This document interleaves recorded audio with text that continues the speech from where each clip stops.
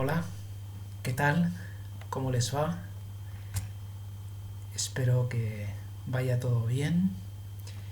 Y ya que están tan animados, vamos a seguir con los principios católicos del ecumenismo. Es la continuación de la parte anterior y corresponde a las páginas 173 a 189 del manual Goiret Blanco, llamados a la unidad Teología Ecuménica, publicado por la editorial Palabra. Bien, entonces en esta clase vamos a hacer un desarrollo y una concreción de lo anteriormente visto. Entonces vamos a afrontar lo que se refiere a los grados y elementos de comunión, que ya en parte hemos mencionado, pero que vamos a intentar delimitarlos de un modo más claro, ¿no? Bien, entonces vamos a empezar por una definición negativa. Vamos a hablar de lo que no es la Iglesia, es decir, de aquellos que están ordenados a la Iglesia, tal como dice la Lumen Gentium número 16.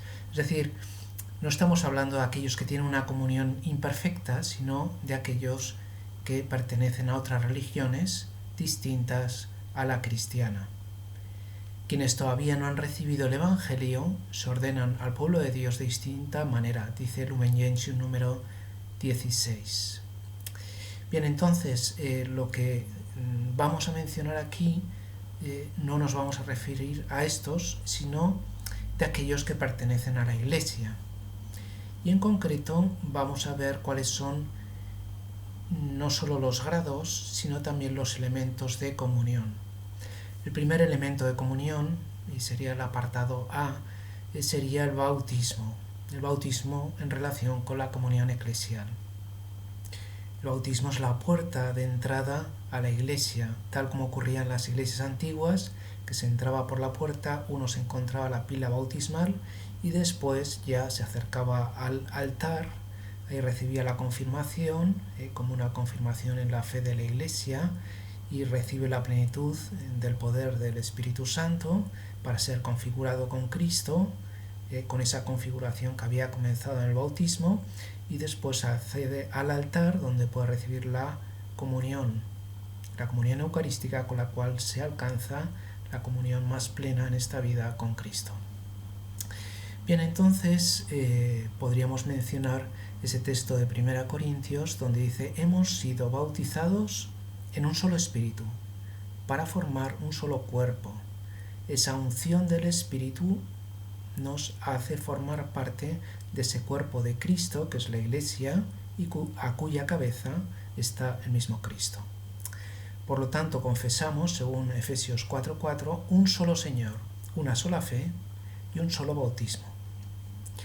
Bien, entonces el bautismo tiene no solo un significado soteriológico ordenado a mi salvación, sino también eclesiológico, puesto que no solo me constituye como otro Cristo, el mismo Cristo, y como hijo de Dios Padre, y también templo del Espíritu, sino que también me transforma en hijo de la Iglesia. Es la puerta de entrada, decíamos. Es decir, de la fe personal pasamos a una fe con un significado eclesial, y al recibir el Espíritu en el bautismo nos convertimos en miembros del cuerpo de Cristo.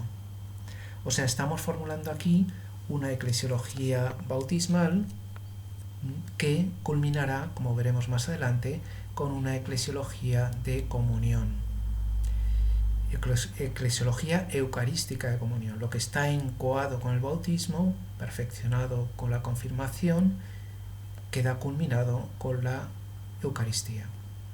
Entonces es una eclesiología bautismal que culmina en una eclesiología eucarística y que es al mismo tiempo, habíamos dicho, cristológica y neumatológica, jerárquica y carismática, espiritual y material, visible e invisible, sacramental y mistérica al mismo tiempo, ¿no? Entonces, este bautismo va a ser vínculo sacramental de unidad, dice Unitatis Reintegratio número 22, que se ordena a la profesión íntegra de la fe, a la plena incorporación en la economía de la salvación y finalmente a la íntegra participación en la comunión eucarística. Unitatis Reintegratio 22. Es decir, que se ordena a una sola fe en su integridad, a una sola salvación en Cristo y por último a una sola Eucaristía. Por lo tanto, un solo bautismo, aunque pues haya distintos ritos en las distintas iglesias, pero es el único bautismo instituido por Jesucristo con aquellas palabras: id y predicad el Evangelio, bautizándolos en el nombre del Padre y del Hijo y del Espíritu Santo. La única condición es la fórmula trinitaria, con la cual tiene que ser administrado el bautismo. Bien, esto nos habla, por tanto, de la necesidad del bautismo y de la Iglesia, que ha recordado también el Lumen Gentium número 14, como la Iglesia es necesaria para la salvación.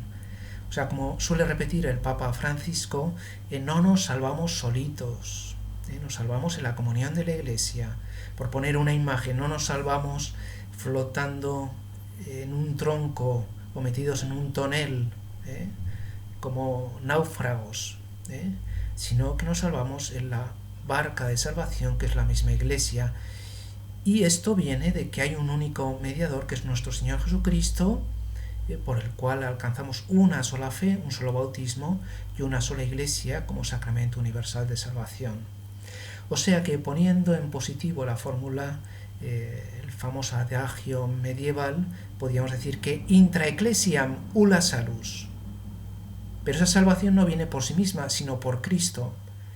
Por lo tanto, quien rechazara o abandonara la Iglesia, sabiendo que es el cuerpo de Cristo, la esposa de Cristo, no estaría exento de culpa.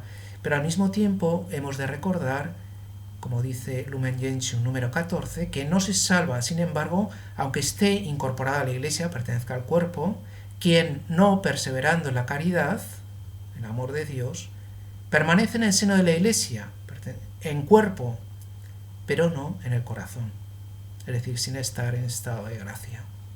Por lo tanto, el pertenecer a la Iglesia no nos hace con privilegiados, independientemente de nuestra responsabilidad y nuestras acciones, porque nobleza obliga, y la condición de cristianos, de hijos de Dios en la Iglesia, nos obliga a actuar también con una determinada ética cristiana y vivir esa vida de la gracia. Bien, entonces, la Iglesia es, como dice Lumen Gentium 48, sacramento universal de salvación. Es decir, la Iglesia no produce la salvación, sino que transmite la salvación, que solo puede venir por Cristo. Y esto es lo que quiere decir la sacramentalidad de la salvación, la sacramentalidad de la Iglesia entendida como instrumento de Cristo. Hemos mencionado ya alguna vez esa imagen de los padres, el Mysterium Lunae. Cristo es el sol y la Iglesia es la luna que refleja la luz del sol, la única salvación que nos puede venir de Cristo. Entonces, esto nos recuerda la importancia del bautismo y de la Iglesia, sobre todo en un mundo donde la mayoría no es creyente, y por lo tanto todos los cristianos pertenecientes a todas las iglesias y comunidades eclesiales estamos llamados a esa misión de anunciar el nombre de Cristo a todas las gentes, con ese mandato imperativo de Cristo: id a todo el mundo y predicad en el Evangelio, bautizándolos. Bien, en segundo lugar, como punto B, vamos a ver cuáles son las situaciones de las comunidades eclesiales. Entonces, hemos estado viendo cómo la Iglesia ha de ser entendida como comunión. Este concepto de comunión es un término analógico y por lo tanto admite grados. Puede haber una comunión plena o una comunión imperfecta. La comunión plena, decíamos, es cuando hay una misma fe, unos mismos sacramentos, un mismo ministerio y, atentos, el estado de gracia, que nos habla Lumen Gentium número 14. La comunión imperfecta vendría cuando uno no está en gracia, y entonces ahí se entiende la Iglesia como realitas per mixta, es decir, como una Iglesia santa compuesta por pecadores, y, o como dice Lumen Gentium número 8, que es a la vez santa y necesitada de purificación, es decir, la Iglesia es como una gran, perdón por la expresión, purificadora, que limpia continuamente los pecados nuestros, y nos devuelve a la plena comunión con Cristo, por medio de la gracia. Y en segundo lugar tendrían esa comunión imperfecta los que, de un modo no culpable, nos recuerda el concilio, nacen en iglesias y comunidades donde faltan elementos de eclesialidad y salvación que el mismo Cristo ha instituido. ¿Cuáles son estos elementos de salvación? Pues en primer lugar el primado petrino, que no tienen aquellas realidades cismáticas, puesto que ese primado petrino es la roca sobre la que Cristo, que es el fundamento, ha fundado su propia iglesia, y por lo tanto ese primado petrino es garantía de unidad plena, es un servicio a la comunión eclesial y es, como decía Ignacio de Antioquía, el ministerio la caridad. Por lo tanto es, digamos, el último reducto que nos garantiza todos los medios de salvación y eclesialidad necesarios para alcanzar esa comunión plena con Jesucristo. Bien, y en segundo lugar, junto al primado petrino, tendríamos el episcopado histórico, del cual se dirá en Unitatis Reintegratio 22, carecen las comunidades eclesiales surgidas a partir de la Reforma Protestante. Esta es la doctrina defectus ordinis, que no quiere decir carencia, que no quiere decir defecto o algo negativo, sino que quiere decir una carencia relativa, donde no está todo. No quiere decir que no se tenga nada. No quiere decir que los católicos tengamos todo, mejor dicho, no quiere decir que ellos no tengan nada, sino que no tienen todo. Nosotros tenemos todos los medios de salvación, pero también depende de la libertad personal y de la iniciativa de cada uno. Y sigue diciendo la Unitatis Reintegratio 22 que no han conservado la genuina e íntegra sustancia del misterio eucarístico. Es decir, tendría una iglesia con menos Eucaristía y por lo tanto con menos presencia de Cristo, con menos elementos de salvación y eclesialidad. Bien, el tercer punto que queríamos abordar, el punto C, es el ecumenismo en perspectiva misionera. Esa misión de anunciar a Jesucristo a todas las gentes tiene que ser un elemento cohesionador. Aquí podemos recordar una vez más la famosa anécdota de aquel oriental, posiblemente un chinito, que la conferencia misionera de Edimburgo del año 1910 se levantó en medio de aquella distinguida concurrencia donde había anglicanos, ortodoxos, también algún católico observador, protestantes, y entonces dijo, nos habéis anunciado a Cristo y os estamos agradecidos, pero también nos habéis anunciado vuestras divisiones. Por favor, anunciadnos a Cristo, pero no vuestras divisiones. Y entonces, en ese momento todos dijeron, ay, pues el chino tiene razón, ¿no? O sea, y a partir de ese impulso misionero siempre ha venido un movimiento de unidad, un movimiento ecuménico. Es decir, que la misión de toda la iglesia, de todas las iglesias y de todas las comunidades eclesiales ha de estar dirigida a quienes están ordenados a la iglesia, es decir, a aquellos que tienen un votum ecclesiae, un votum eucharistiae, podríamos decir, para recibir esa máxima presencia de Jesucristo y esa máxima fuente de unidad con Cristo, que es la Eucaristía. Bien, entonces habíamos establecido ya cómo es esa gradación, cómo en primer lugar las comunidades eclesiales surgidas a partir de la Reforma Protestante tienen el reto de aceptar la naturaleza sacramental de la Iglesia y por lo tanto la necesidad del episcopado histórico, donde se incluye la sucesión apostólica, es decir, la cadena de imposición de manos invocando el poder del Espíritu Santo y que establece, por tanto, una sucesión también en el orden ontológico y sacramental, y no sólo una sucesión apostólica entendida como una sucesión en la predicación de la fe de los apóstoles, sino que también incluye el sacramento del orden válidamente impartido, y por lo tanto hay esa sucesión también de naturaleza ontológica y sacramental. Es decir, no vale simplemente una eclesiología solo neumatológica o logocéntrica centrada en la predicación de la palabra de Dios, sino que también los sacramentos tienen que ser unos elementos cohesionadores, unos elementos de unidad que crean la comunión de la Iglesia. Bien, y en segundo lugar, las iglesias que son verdaderas iglesias particulares, pero que necesitan el reconocimiento del primado, porque uno es obispo en comunión con todos los demás.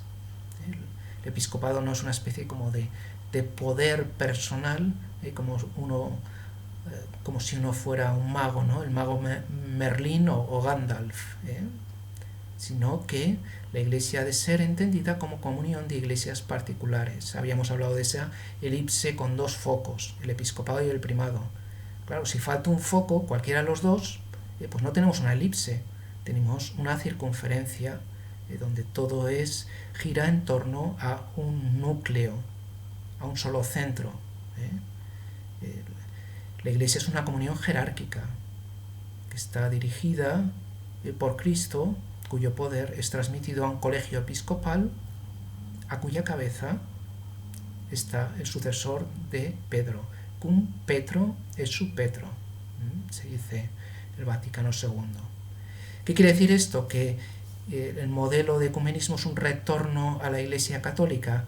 Pues no exactamente, o sea, no se trata de un uniatismo o de una absorción, una fagocitación de todas las demás iglesias y comunidades eclesiales dentro de la Iglesia católica, sino que seamos uno, como nos mandó el Señor en la última cena, en la Iglesia de Cristo, que es a su vez una santa católica y apostólica, y que esa Iglesia ha sido purificada y reformada para constituir la católica de la cual hablan los padres de la Iglesia, con mayúscula y con TH. O sea, se trata de recorrer un camino común en el cual Cristo es el sol, decíamos.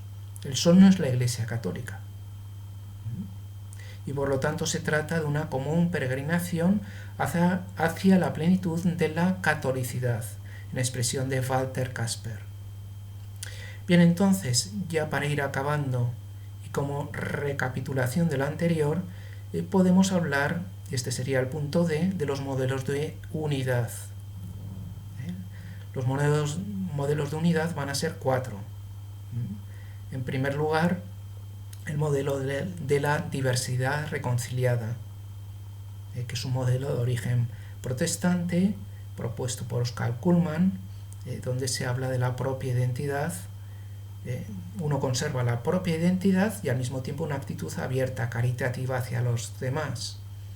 Es una especie como de unión de iglesias sin unidad real, una especie de eclesiología de tipo federativo, como podría ser el de la Concordia de Loyenberg, donde se unen reformados de origen calvinista y zwingliano con luteranos, aunque no necesariamente tienen una misma fe, como sabíamos, por ejemplo, en la Eucaristía, ¿no? Bueno, pues esta diversidad reconciliada puede ser un buen método del ecumenismo, un buen medio, pero no su fin, puesto que el fin del movimiento ecuménico, de la acción ecuménica, de la tarea ecuménica, es la unidad visible de la Iglesia. Pero en fin, puede ser un buen comienzo, aunque no un buen fin, o un fin completo o absoluto. Bien, el segundo modelo de unidad sería una unidad orgánica total, donde se procedería a esa absorción, esa fagocitación, donde se exigiría a cada iglesia y comunidad el abandono de toda la tradición anterior. Y este sería, por ejemplo, el modelo de la South Indian Church, creada en el año 1948, donde congregacionalistas, presbiterianos, metodistas y anglicanos se configuraron de un mismo modo, de un modo uniforme. Entonces, aquí lo que vemos es que es más un método pragmático que teológico, y donde se promueve más la uniformidad que la unidad. Bien, el tercer modelo sería, ya hemos hablado de él, de la federación o confederación de iglesias, que sería más un modelo político entendido como un gran parlamento de iglesias donde cada una tiene su propia voz y su propio voto, y se entiende entonces la iglesia como un sumatorio de distintas iglesias y realidades eclesiales. Puede ser también interesante, puede ser un buen foro de discusión y de información, incluso de diálogo teológico, pero digamos que tampoco concluye esa tarea ecuménica que el mismo Cristo nos ha encomendado. Bien, y por lo tanto apostamos por la cuarta fórmula, que sería la propia de la eclesiología eucarística de comunión, que obedece a esas palabras de San Pablo en la primera Corintios: el pan es uno y somos muchos en un solo cuerpo. Es decir, el modelo es el eucarístico, como de la diversidad crea una unidad. Y que también recogería San Ignacio de Antioquía con la fórmula de un solo obispo, un solo altar, una sola Eucaristía, una sola iglesia. Es decir, la iglesia se entendería como una red de comunidades eucarísticas. Y por lo tanto, la Eucaristía sería la fuente más firme, más grande de comunión. La Eucaristía hace la iglesia en plenitud. Por lo tanto, esto exigiría el episcopado y la sucesión apostólica, tal como ha recordado la Unitatis Redintegratio 22, y ese episcopado, como hemos mencionado, y se habla también en la Comuniones Notio, se recuerda también en la Comuniones Notio y se habla de ella en el Vaticano II, ese episcopado tiene la cabeza en el sucesor de Pedro. Pues este modelo de la eclesiología eucarística de comunión sería el modelo con el cual podríamos obedecer a las palabras de nuestro Señor en la última cena: que seáis todos uno, como somos uno el Padre en mí y yo en ti. Muchas gracias y mucho ánimo.